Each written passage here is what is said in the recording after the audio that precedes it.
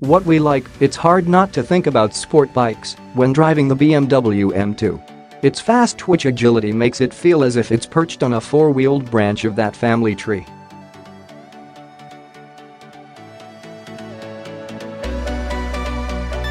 While that branch had better be robust, given our M2's 3509-pound curb weight, the car's reflexes belie that number, and the turbocharged 3.0-liter straight-six's power and delivery feed our race car driver fantasies, as well as providing acceleration that aligns unexpectedly closely with the Ford Mustang Shelby GT350 sharing space in our long-term garage.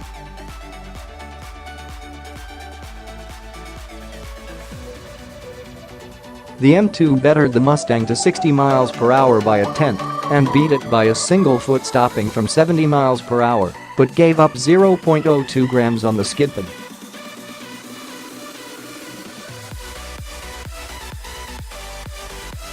And while the M2's $57,545 as tested sticker is steep for a 2 Series, the 230i starts at $34,145, and you can get into an M240i for $45,445. It undercuts our Shelby's asking price by nearly $3,000.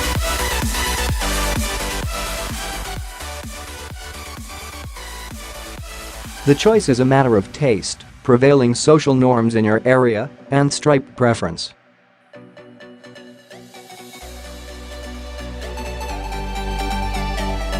What we don't like, the downside to the M2's agility is a punishingly stiff ride. It's so rigid that it alerted this rider to a loose power cord on his radar detector.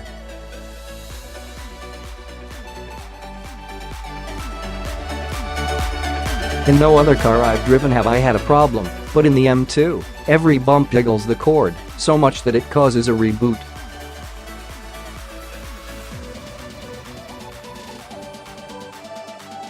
I guess it's time for a new power cord, because the last thing anybody wants to do in the M2 is drive it more slowly.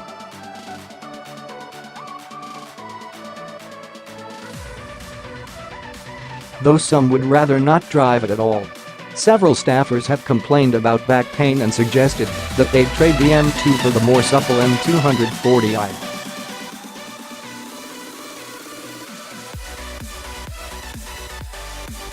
What went wrong? Nothing, beyond the differential we had to replace right off the bat.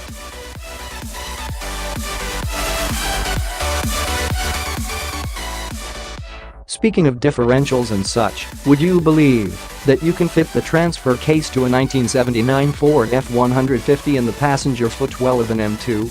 Surprisingly, nothing about that experience went wrong.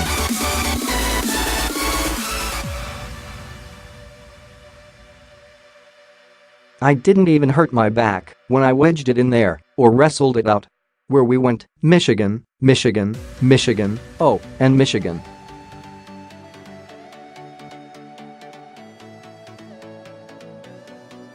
That would explain the slow accumulation of miles. There was one jaunt to observe far less thrilling applications of horsepower at some bourbon and hat festival in Kentucky by a staffer who complained about his back hurting after the drive, and a trip all the way to Cincinnati, Ohio, but otherwise, the M2 is stuck in a commuter duty rut.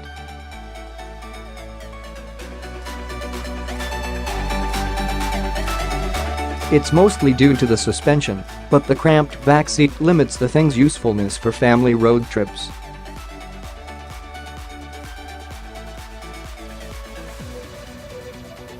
It is possible to fit a family of 4 in the car, but only if the parents are no more than average height and the kids haven't yet achieved the teen label.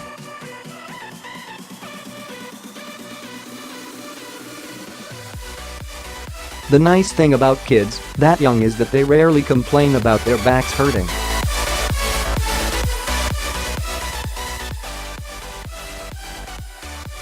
If you're the type who enjoys wringing your hands over those who have lost their way, then you're probably fixated on BMW right now.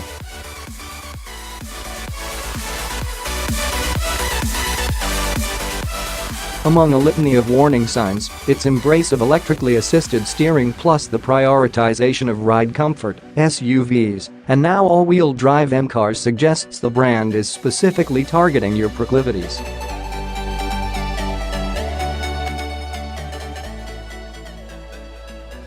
But screeching sideways through the gloom-choked Truffula wasteland comes a belligerent little ray of hope called the M2.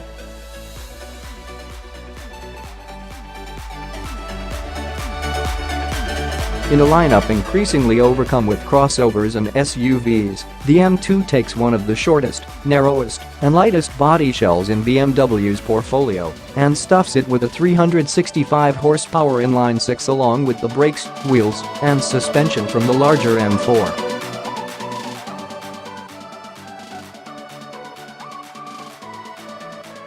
Good call. The compact body, airy cabin, and quick twitch reflexes give the M2 the feel of a four-wheel sport bike.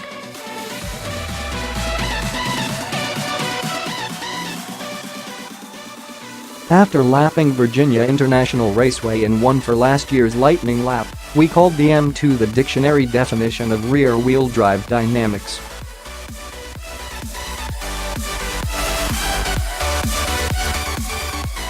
Then we drove another example and called it 200-proof driving elixir. Then we called it one of our 10 best cars for 2017 and called BMW to order one for a 40,000-mile long-term test.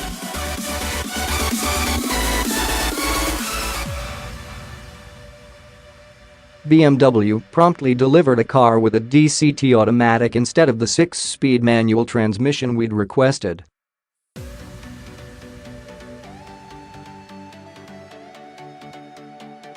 We protested and then relented because the manual car was delayed at the port and, well, temperance isn't the only virtue we lack.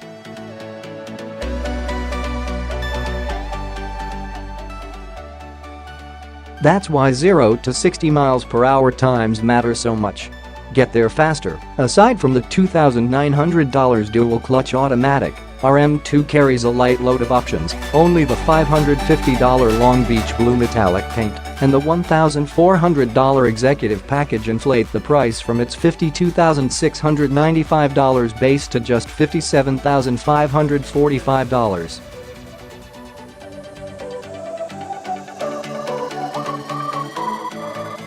The most important elements of the executive package are a heated steering wheel, automatic high-beam headlights, and a rear-view camera paired with rear proximity sensors.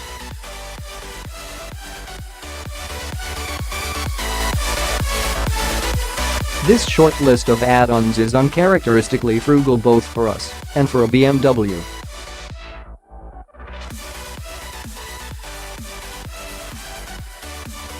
Differential calculus, our patience was strained to near the breaking point when the standard 1,200-mile break-in period doubled in length because our car's differential was deemed defective.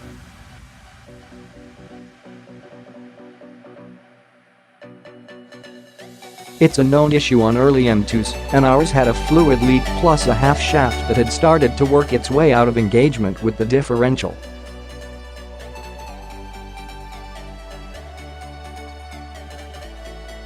The replacement unit is holding strong, though, and so we put another round of break-in miles on the M2 and headed to the track.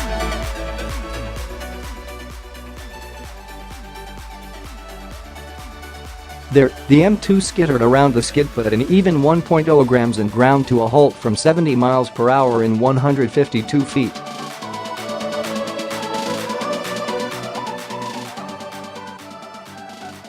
The turbocharged inline-six, one of the last hurrahs for the outgoing N55 generation engine, whipped the M2 to 60 miles per hour in 4.1 seconds.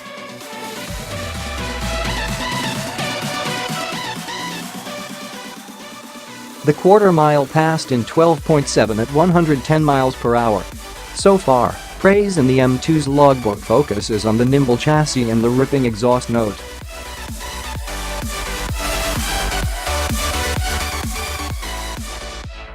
Detractors have pointed out the squeaks and rattles already manifesting and complained that the ride is too stiff, with one staffer calling it a toxic compromise, while another compares it to a ride for children at a regional grocery chain stores.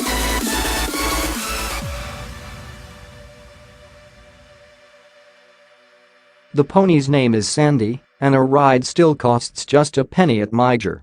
But those in the former camp think that those in the latter need to stop wringing their hands.